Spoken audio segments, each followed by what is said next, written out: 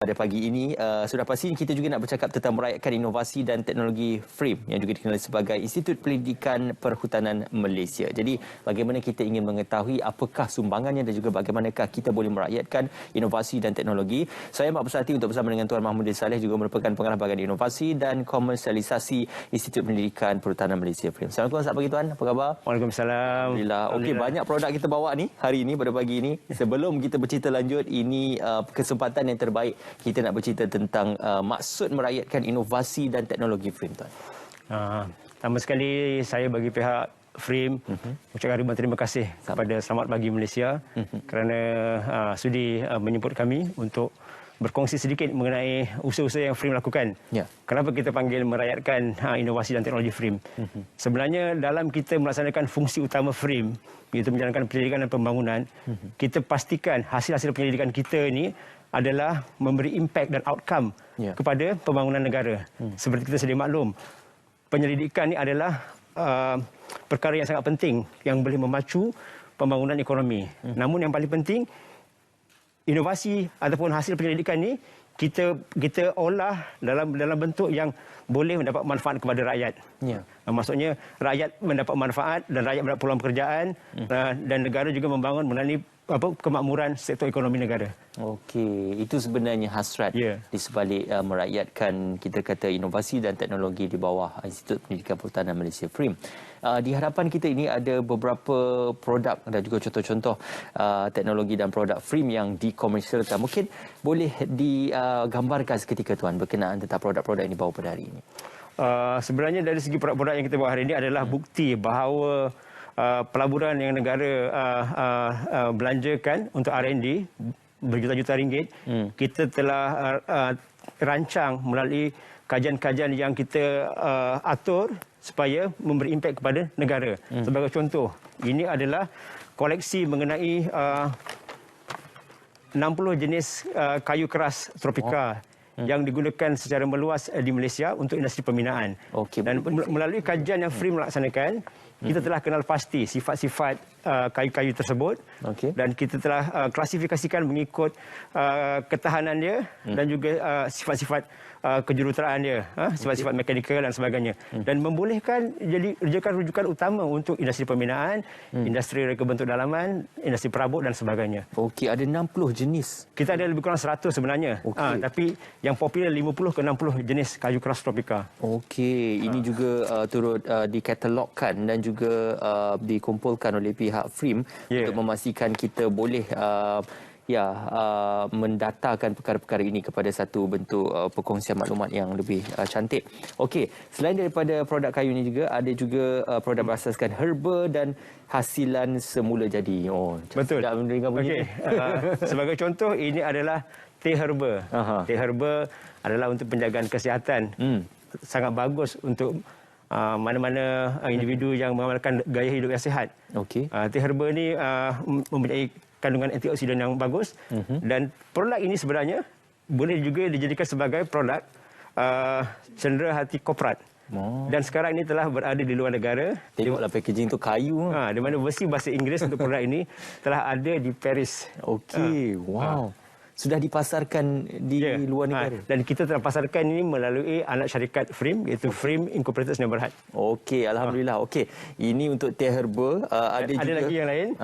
Yang lain ni? Manakala ini adalah rangkaian produk-produk pembasmi kuman yang mesra alam. Produk ini adalah berjenama Siara, dihasilkan oleh anak syarikat terbitan program inkubasi antara FRIM dan MTDC.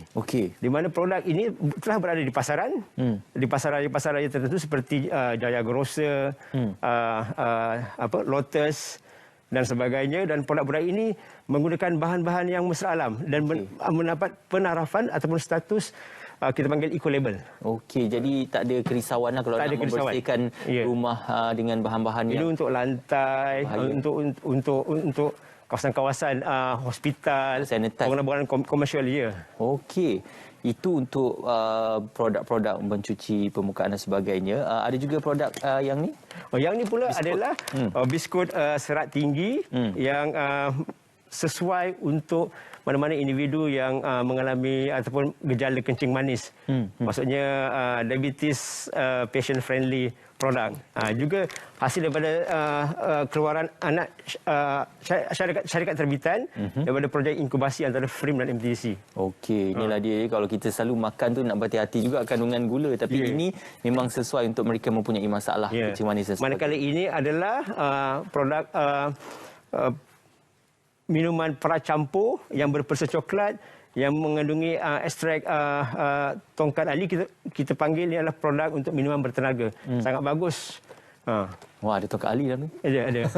Okey, ini pula produk Biogisim. Okey, ini pula adalah produk berasas daripada Biogisim. Biogisim untuk industri komoditi negara, dan FRIM juga memainkan peranan yang penting memastikan kurangnya kita memberi tekanan yang tinggi kepada sumber hutan. Maksudnya kita memproses biogisim, iaitu hasil sampingan industri daripada biogisim seperti jerami, biogisim kelapa sawit, kita proses untuk jadikan bahan pembungkus mesra alam. Okey. Dan produk ini produk untuk apa ni kegunaannya ni? Ini adalah untuk pembungkus buah-buahan. Dan produk ini telah dipasarkan. Apple boleh lah. Dipasarkan di Eropah. Sangat luas. Ada juga grade-grade untuk aplikasi di hospital juga. Okey, penerbit kita ni bukan untuk letak telur ya. Okey. Dan selain daripada itu juga ada perkhidmatan perundingan. Betul. Yang disediakan. Apa yang boleh diinformasikan berkenaan perkhidmatan perundingan? Okey, begini. Sebenarnya dengan pelaburan yang besar yang negara belanjakan, jadi R&D yang FRIM laksanakan telah kita atur, kita rancang dengan teliti, dan kita telah menghasilkan membangunkan banyak makmal-makmal berakreditasi. Di mana makmal ini menyediakan lebih 200 jenis ujian untuk keperluan industri. Seperti industri perkayuan, industri basahan herba, industri perladangan. Dan hasil daripada perkhidmatan kami ini juga membolehkan produk-produk seperti ini dan produk-produk lainlah, produk-produk perkayuan, boleh diekspor ke luar negara. Itulah sumbangan kita. Dan pada masa yang sama, kita juga menjadikan khidmat perundingan pada berbagai pelanggan, di mana FRIM hari ini menjadikan khidmat perundingan tidak kurang daripada 35 bidang yang berbeza, iaitu di peringkat huluan dan peringkat hiliran. Kalau saya boleh sentuh sikit huluan, dalam aspek huluan itu penyelidikan kita mengenai perhutanan, alam sekitar dan biodiversity. Kita membuat kajian dan memberi perkhidmatan bagaimana untuk memastikan pengurusan hutan dan alam sekitar dilaksanakan secara berkesan dan cekap. Dan pada masa yang sama, inventory dan juga dokumentasi yang sistematik kita lakukan kepada sumber biodiversiti negara. Membolehkan supaya sumber ini adalah lestari untuk kita pelihara dan pulihara untuk keperluan generasi akan datang. Itu di peringkat huluan. Di peringkat hiliran, kita memastikan setiap apa yang kita sumbangkan melalui penyelidikan, melalui perkhidmatan, ujian makmal, termasuk juga perundingan, membolehkan produk-produk kita menepati piawaian industri semasa dan keperluan pasaran semasa. Seperti kita sedia maklum, pasaran semasa secara umumnya di peringkat global sekarang lebih cenderung kepada produk-produk yang mesra alam, produk hijau dan sebagainya. Dan kita sedia maklum penekanan kerajaan dalam rancangan Malaysia ke-11 dan ke-12 supaya lebih banyak produk-produk hijau dikeluarkan. Dan apa yang FRIM sumbangkan adalah kita cuba melorongkan produk-produk kita supaya memenuhi aspirasi ini. Supaya kerajaan boleh mencapai satu tahap milestone di mana green procurement atau perolehan hijau dapat kita realisasikan dalam rancangan Malaysia ke-12 ini. Ini adalah rangkaian produk-produk yang kita keluarkan antaranya. Ya, daripada penyelidikan, penghasilan itu boleh kita komersialisasikan. Nak inisiatif mengkomersialkan produk ini bagaimana pula, Tuan? Okey, sebelum kita komersialkan, kita kena pastikan dapatan penyelidikan ini kita daftarkan terlebih dahulu.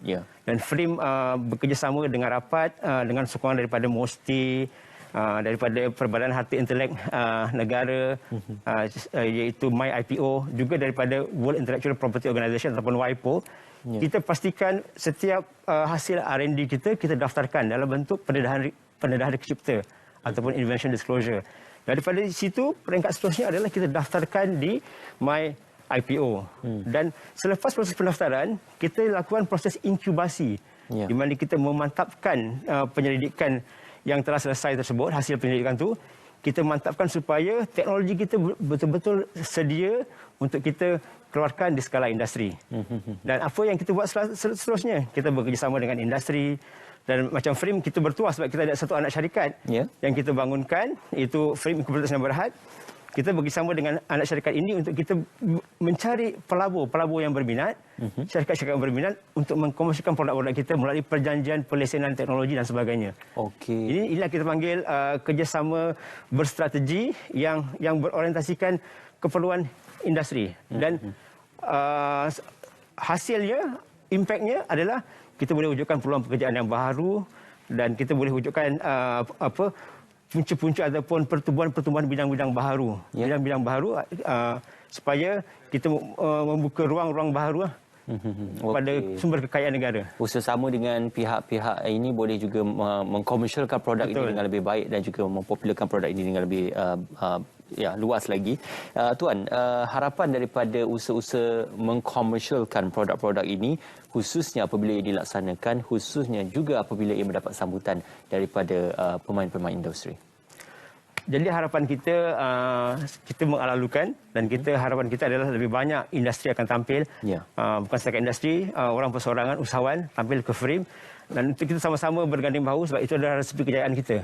Kita tak boleh bergerak sendiri. Dengan sokongan yang bagus daripada kerajaan, kita perlu keterlibatan daripada industri. Dan kita berharap pengkomersialan ataupun komersialisasi ini adalah merupakan akan datang ni menjadi salah satu teras utama dalam penjanaan tambahan pendapatan kepada institut, kepada Frame. Di mana impaknya adalah melalui proses ini kita sebenarnya mengetengahkan produk kita sendiri, teknologi kita sendiri, yang dibangunkan melalui kepakaran kita sendiri oleh saintis kita sendiri. Ini adalah kebanggaan kita, ini adalah warisan ataupun aset yang paling penting di negara kita yang perlu kita terus kembang dan majukan. Ya, yang penting pendidikan juga berasaskan kepada pendidikan mesra alam. Betul. Dan juga untuk Sustainable Development Goals. Sekali lagi Tuan, apakah antara laman sesawang ataupun mungkin media sosial yang boleh dilawati untuk mengetahui lebih lanjut tentang Frame dan sebagainya? Boleh lawati ke laman sesawang Frame www.frim.gov.my. Dan seperti yang tertera di skrin, kita ada juga Facebook, kita ada Twitter dan juga Instagram. Dan saya boleh dihubungi bahagian saya lah, bahagian inovasi dan komersialisasi, merupakan entiti yang menguruskan sepenuhnya mengenai pengurusan dan juga perlindungan harta intelek serta urusan-urusan berkaitan pembangunan perniagaan berdasarkan teknologi Frame. Okey, tahniah sekali lagi Tuan. Selamat maju jaya juga diucapkan. Sudah pastinya untuk kita melihat bahagian inovasi dan komersialisasi Frame akan dapat terus dinamakan dan juga akan dapat terus ditambahbaikkan. Sedikit, apakah harapan daripada Tuan untuk melihat mewakili pihak Frame, usaha-usaha seperti ini akan mendapat sambutan yang menggalakkan dan juga diterima masyarakat di luar sana? Saya harap dengan apa yang kita tunjukkan ni, lebih banyak lagi usaha-usaha daripada syarikat tempatan untuk mengkomersialkan teknologi kita sendiri. Kalau kita selama ini bawa teknologi daripada luar, saya rasa kerajaan sekarang telah menyediakan ruang yang cukup luas dan Frame juga mempunyai punca kuasa yang jelas. Akta Frame 782 di mana membuka ruang yang seluas-luasnya untuk kita bekerjasama dengan industri membangunkan dan juga mengembangkan teknologi tempatan kita yang boleh bukan sahaja diaplikasi di negara, juga kita ekspor ke luar negara. InsyaAllah. Satu penghargaan dan juga satu penghormatan untuk melihat apakah antara teknologi dibangunkan dan juga pendidikan dibangunkan oleh pihak Frame. Terima kasih kepada Tuan Mahmudin Saleh, juga merupakan pengarah bahagian inovasi dan komersialisasi Institut Pendidikan Perhutanan Malaysia Frame bersama dengan kami. Saya nak cuba minuman Tuan kali ini. Boleh. Okey, terima kasih Tuan. InsyaAllah ini yang kita banggakan untuk kita menghasilkan produk kita sendiri, pendidikan kita sendiri, anak-anak tempatan.